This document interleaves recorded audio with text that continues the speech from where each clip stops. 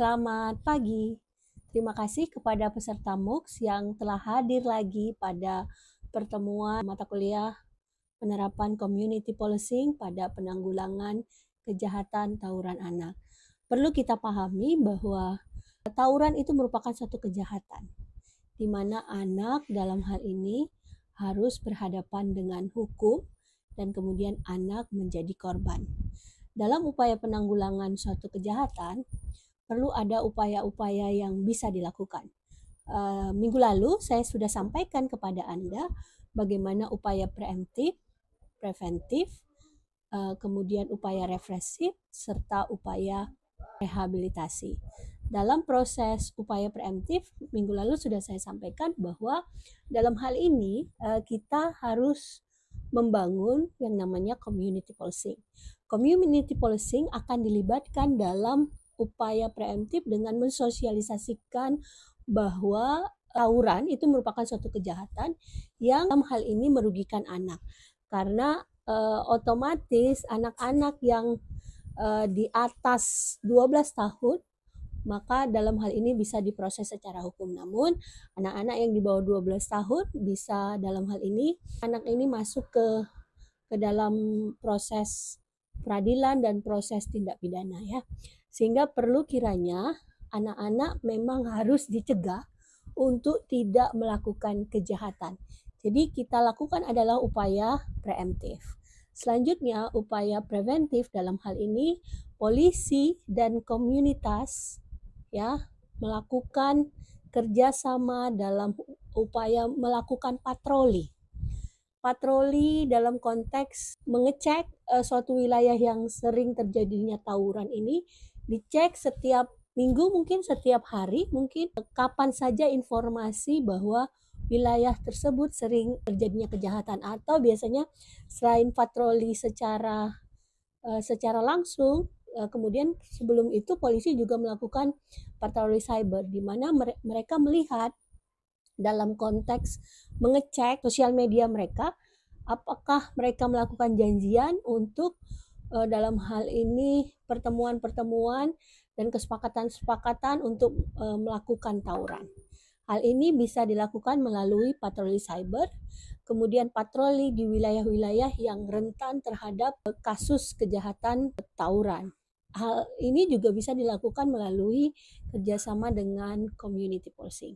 Namun ada lagi cara yang bisa dilakukan, yakni upaya preventifnya, di mana sekolah atau pesantren atau masjid atau rumah ibadah lainnya itu menjadi sarana prasarana bagi anak untuk memperoleh informasi, memperoleh kegiatan-kegiatan yang positif, kegiatan-kegiatan yang dalam hal ini bermanfaat buat anak agar mereka terhindar dari kegiatan-kegiatan yang menyebabkan tawuran, kemudian yang menyebabkan kejahatan tawuran terjadi.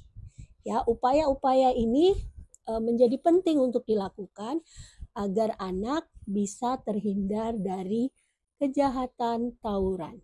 Kemudian peserta MOOCs bisa juga membuat kerjasama dengan sekolah-sekolah ya, misalnya di mana sekolah juga dilibatkan sebagai ruang belajar, ruang aktivitas. Ya pastinya mereka adalah ruang belajar dan ruang aktivitas. Ya, namun kadang kegiatan-kegiatan ekstrakurikuler ini harusnya bersifat produktif. Selain produktif juga menghasilkan misalnya kesempatan bagi anak-anak yang tidak mampu untuk menghasilkan keuangan atau ekonomi agar mereka bisa fokus untuk memperbaiki kehidupan mereka ya. Selanjutnya upaya represif. Upaya represif ini hanya dalam hal ini adalah upaya hukum di mana anak-anak yang bermasalah, anak-anak yang terlibat dalam suatu kejahatan, khususnya kejahatan tawuran, itu diproses secara hukum. Ini adalah upaya terakhir sehingga anak-anak bisa dilindungi, dan kemudian apabila anak-anak berhadapan dengan hukum maupun anak sebagai korban dalam suatu kejahatan, maka undang-undang perlindungan anak atau sistem peradilan anak menyelesaikannya melalui diversi ya. Kalau umurnya di bawah 12 tahun atau umurnya 12 tahun, maka harus melakukan yang namanya diversi. Kemudian anak-anak yang dalam hal ini di atas 12 tahun namun belum berusia 18 tahun, maka anak-anak tersebut akan diselesaikan melalui jalur hukum, dalam hal ini sistem peradilan pidana anak.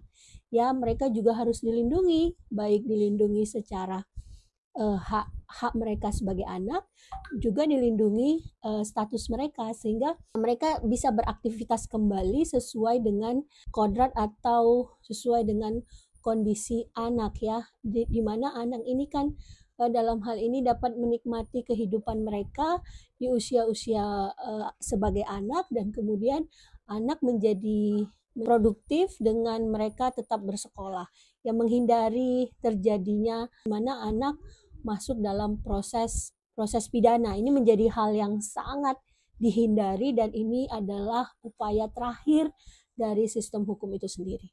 Baik, kemudian adalah upaya rehabilitasi, di mana upaya rehabilitasi anak dalam hal ini memperoleh perlindungan hukum dalam proses, misalnya dia sudah diputus di pengadilan, namun perlu mengembalikan, merehab kembali anak tersebut dengan ada pendidikan sosial, dengan tetap memperoleh hak-hak mereka sebagai anak untuk belajar, untuk bermain, untuk memperoleh pendidikan. Ini menjadi hal yang penting yang harus dilaksanakan dalam proses rehabilitasi. Selain itu, proses psikologi juga menjadi hal penting untuk anak-anak yang sudah berhadapan dengan hukum, anak-anak yang sudah diputus pengadilan, dia juga harus memperoleh rehabilitasi secara psikologi agar anak-anak ini nanti setelah mereka keluar dari proses pidananya, mereka tetap kembali sebagai anak-anak yang memiliki psikologi yang baik dan tidak melakukan tawuran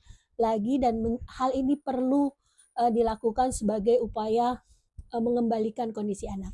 Selain dari proses rehabilitasi, perlu juga apabila anak-anak dalam konteks belum ada putusan pengadilan atau tidak sampai ke putusan pengadilan, maka rehabilitasi menjadi hal yang penting untuk dilakukan. Jadi melihat psikologi anak sehingga anak tersebut bisa kembali ke masyarakat, bisa diterima masyarakat, dan kemudian dia bisa beraktivitas seperti memperoleh pendidikan dan kemudian beraktivitas normal yang menjadi alternatif atau memberikan penguatan dalam penanggulangan kejahatan anak. Terima kasih kepada peserta MOOC yang telah hadir pada pertemuan minggu ini. Kita bertemu lagi minggu depan, di mana kita akan membahas tentang bagaimana community policing ini menjadi kekuatan dalam proses penanggulangan, dan juga bagaimana hak-hak anak dalam sistem peradilan pidana anak. Sampai ketemu lagi minggu depan, dan jangan lupa peserta MOOC harus menjawab kuis atau menjawab tugas-tugas di IDLS. Sampai ketemu lagi, salam sejahtera bagi kita, dan terima kasih telah hadir pada Massive Open Online Course untuk mata kuliah penerapan Community Policing pada penanggulangan kejahatan anak. Assalamualaikum.